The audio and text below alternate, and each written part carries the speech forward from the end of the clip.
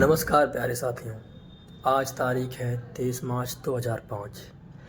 आज ही के दिन 23 मार्च 1931 को हमारे प्यारे आदरणीय शहीद आजम और आदरणीय सुखदेव तथा आदरणीय राजगुरु को ब्रिटिश सरकार ने शाम 7:33 पर फांसी की सज़ा सुनाई थी।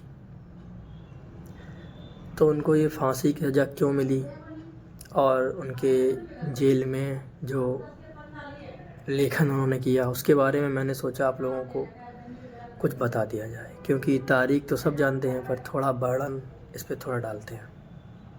पहली कि जेल में रहते हुए इन्होंने जेल डायरी को लिखा, उसमें अपने विचार लिखे और अपना आखिरी जो लेटर था अपने साथियों के नाम 22 मार्च अपने फांसी से एक दिन पहले इन्होंने उसको लिखा और अपने साथियों से अपील की कि क्रांति की हवा कम ना पड़ने दें और मेरे अंदर भी विचार है कि मैं जीवित रहूं, मैं भी इंसान हूं, पर अगर मैं जीवित बच गया तो लोग समझेंगे मेरी कमज़ोरी मौत है, तो फिर आगे आने वाली जो माताएं होंगी वो गर्व नहीं करेंगी मुझ पर और अपने बच्चों को भगत सिंह बनाने की प्रेरणा नहीं देंगी। तो मेरे मरने से ये क्रांति की हवा शायद ख़त्म हो जाए या दब जाए, तो इसीलिए मैं इससे नहीं भागूंगा। तो और ये जो मैं किताब लिए हूँ, मैं नास्तिक क्यों हूँ,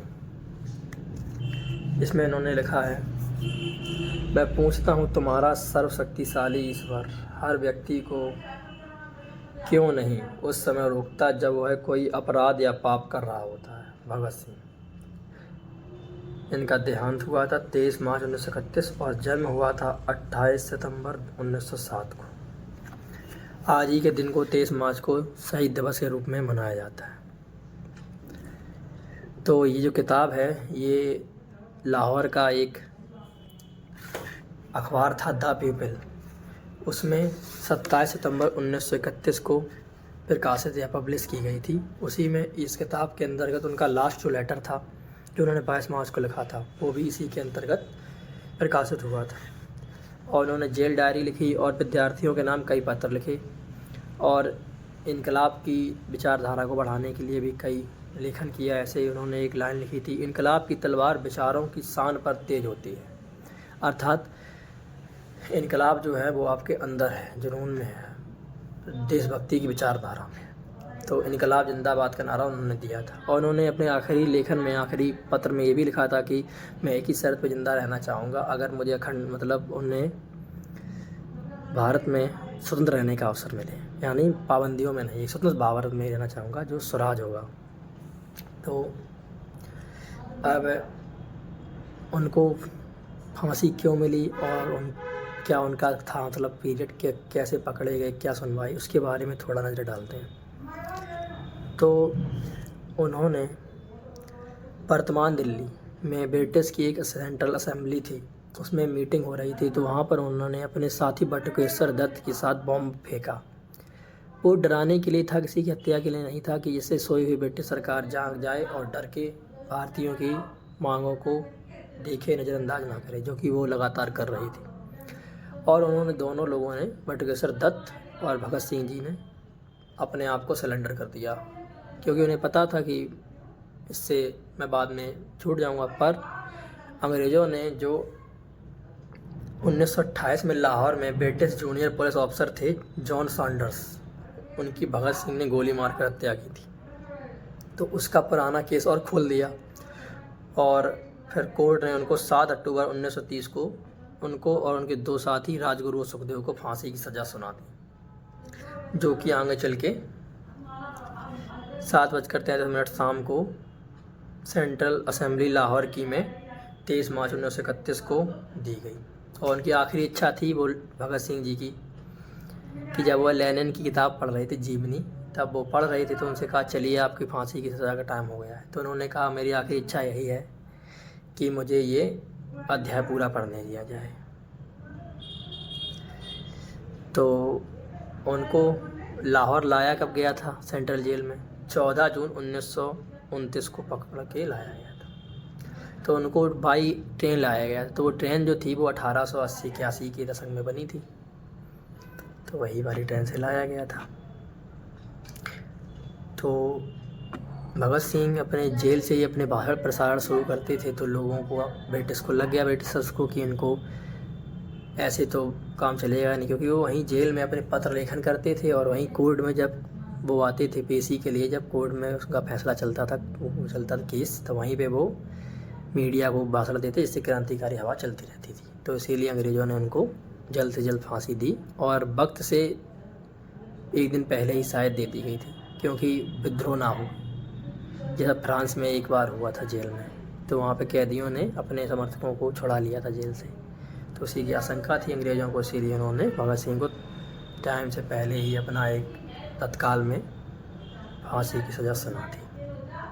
और भगत सिंह जी ने HSRA यानी हिंदुस्तानी रिपब्लिक सोशल संगठन था, असेंबली थी, उसमें भी भाग लिया और भी कई उन्होंने कार्य किए, जो भगत सिंह और इनकी पूरी टीम और चंद्रशेखर आज़ाद जी थे उनके साथ मिलकर।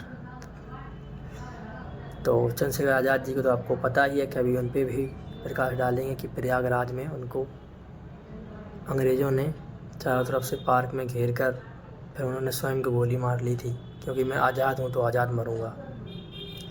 तो ऐसी विचारधारा हमारे क्रांतिकारियों की थी, इसीलिए उनको शहीद कहा गया। और यहाँ 6.5 लाख करीब हमारे शहीदों ने बलिदान दिया आज़ादी के लिए। और चंद्रशेखर आज़ाद और भगत सिंह और ऊधम सिंह, ये कुछ प्रमुख नाम हैं, और भी बहुत सारे नाम हैं, सब पे प्रकाश डालेंगे कभी धीरे धीरे, उनकी जयंतियों पर प्रकाश डालूँगा। तो ये पहली थी। अब आप बताइए कि कैसा लगा आपको, क्या मुझे ये डालना चाहिए ऐसी वीडियो, क्योंकि जो हमारा इतिहास है, ख़ास तौर पे हमारे आज़ादी का इतिहास कम लोगों को पता है, और कई विचार हैं गुमराह करते हैं लोग अपनी जातिवादी मानसिकता और अपने जो धर्मवादी मानसिकता के चलते। जो हमारे क्रांतिकारी महापुरुषों का जो हुआ है योगदान, उनको से बांट दिया गया है जातियों में, इस सब में।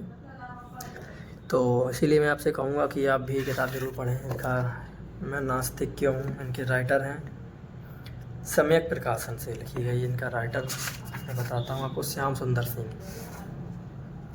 ये इसके संपादक हैं, राइटर हैं। और ये ज़्यादा महंगी नहीं है, 30-40 रुपये की है, तो इसको पढ़ना ज़रूर आप लोग। पीछे लिखा है भगत सिंह की ये फ़ोटो जेल से खींची गई। ये भगत सिंह की टोपी पहनते थे ना, शहीद आज़म भगत सिंह। ज़्यादा उम्र नहीं थी, आप कैलकुलेट कर सकते हैं। इनका जन्म हुआ था 28/9/1907 और देहांत 23/3/1931। अब आप सोच सकते हैं। तो यही है, मैंने आपको उससे परिचय कराया। 23-24 साल की उम्र थी जब उनका वो किया गया, 23 साल कुछ महीने। तो आप इन पे प्रकाश डालिए और हमारे भगत सिंह के नाम आज का दिन और खूब मनाइए, श्रद्धांजलि दीजिए। और स्टेटस से काम नहीं चलेगा, आप उनको पुष्पांजलि भी दे सकते हैं, पुष्प अर्पित कीजिए। उनके स्टैचू लगे वहाँ पे जाके कुछ थोड़ा बहुत माला आला का प्रोग्राम तो कम से कम कीजिए, उन्होंने देश के लिए इतना कुछ किया है। तो ऐसे मैं अगली वीडियो लाता रहूँगा। तो इनकलाब जिंदाबाद, जय हिंद, जय भारत।